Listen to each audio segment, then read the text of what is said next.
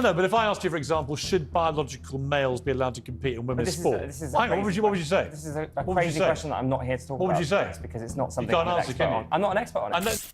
Piers Morgan has become one of the most outspoken voices against woke culture, challenging everything from censorship to identity politics. He's known for his sharp, often confrontational style, never hesitating to call out what he perceives as hypocrisy in woke ideology. While some might find his approach abrasive, Morgan argues that his stance is necessary in a time when political correctness has gone too far. With his knack for getting to the heart of controversial issues, he's tackled many topics in front of massive audiences, sparking debates that continue long after his interviews end. Morgan's main issue with woke culture lies in its tendency to silence opinions. In his view, the woke movement often tries to control who can speak and what they can say. He believes this stifles freedom of expression, leading to a culture of fear where people feel pressured to align with popular narratives.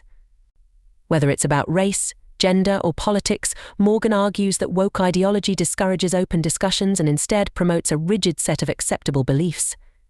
In his mind, this is the opposite of progress. Rather than fostering understanding, it creates division and resentment. One of Morgan's most famous moments in the battle against woke culture occurred on Good Morning Britain, where he often debated high-profile guests on controversial topics. His approach is simple: cut through the fluff and get straight to the point. He doesn't hold back, even if it means ruffling feathers. On air, he's called out celebrities and public figures for virtue signaling, a term he uses to describe people who promote progressive causes more for social clout than genuine belief. To Morgan, these actions reveal the emptiness of woke culture, which he claims is often more about image than substance. Morgan also takes issue with what he calls the cancel culture brigade.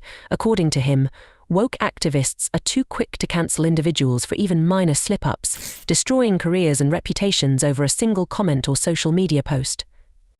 He argues that people should be given room to grow and change their views without fear of punishment. Morgan believes cancel culture is particularly dangerous because it deters people from speaking their minds, leading to a society where self-censorship becomes the norm. For him, this is unacceptable, as it threatens the foundation of free speech that he holds dear. A particular focus of Morgan's critique is the concept of identity politics.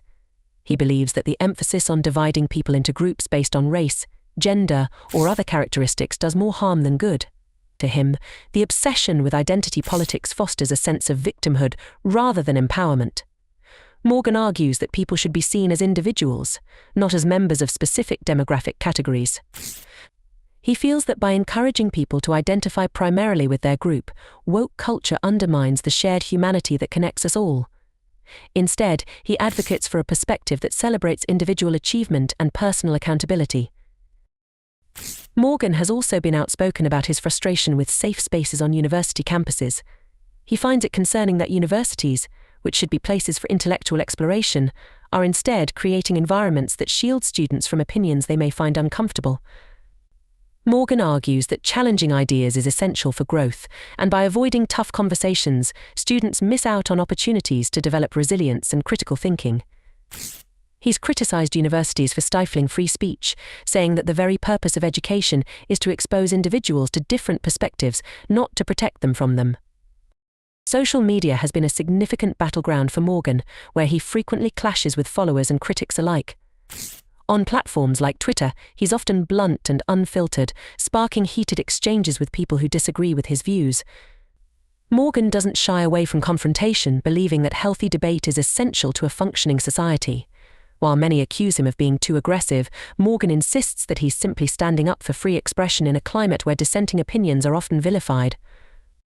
He sees himself as a counterbalance to what he describes as the overwhelming influence of woke culture on social media. Another area where Morgan has voiced strong opinions is in the entertainment industry, which he believes is a hotbed of woke hypocrisy.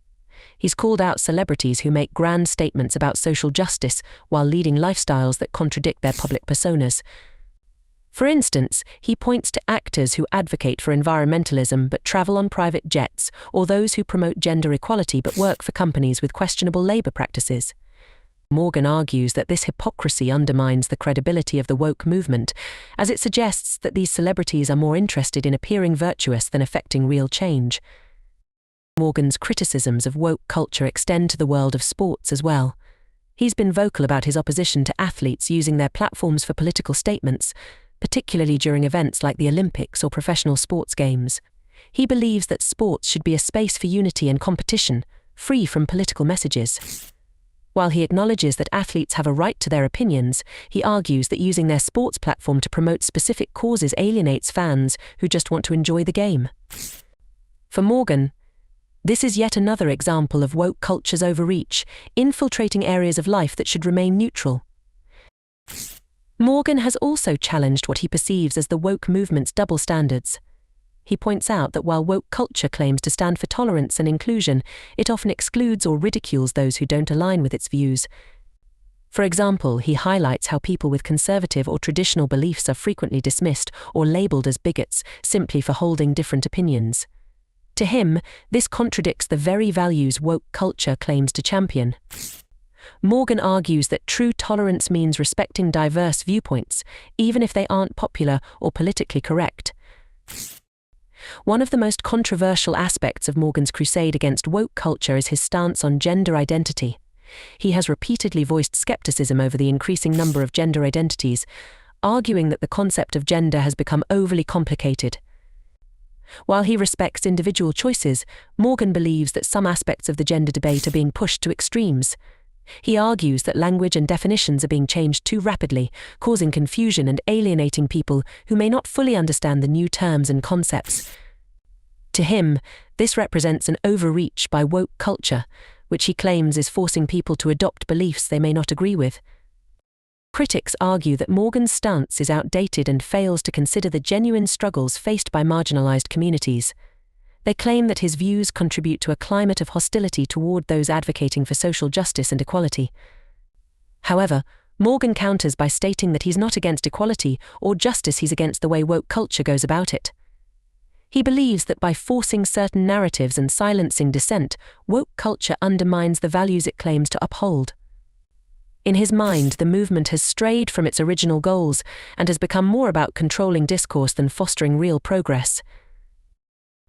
Morgan has faced backlash and even been cancelled himself, notably after his departure from Good Morning Britain following his comments about Meghan Markle. Yet, he remains unapologetic, insisting that his views on the Duchess were based on his genuine opinions and not on any personal animus. To Morgan, the incident serves as a prime example of woke culture's inability to tolerate differing viewpoints. He believes that people should be allowed to express their honest opinions, even if they aren't popular or politically correct. This incident has only strengthened his resolve to speak out against what he sees as the overreach of woke culture. Despite the criticism, Morgan has built a large following of supporters who appreciate his willingness to challenge mainstream narratives. They see him as a voice of reason in a world where open discourse is becoming increasingly rare. To his fans, Morgan represents a form of common sense that's often lost in the politically charged atmosphere of woke culture. They admire his ability to say what many are thinking but are afraid to voice. For these supporters, Morgan's unfiltered commentary is a breath of fresh air in a world that's often dominated by sanitized, socially acceptable views.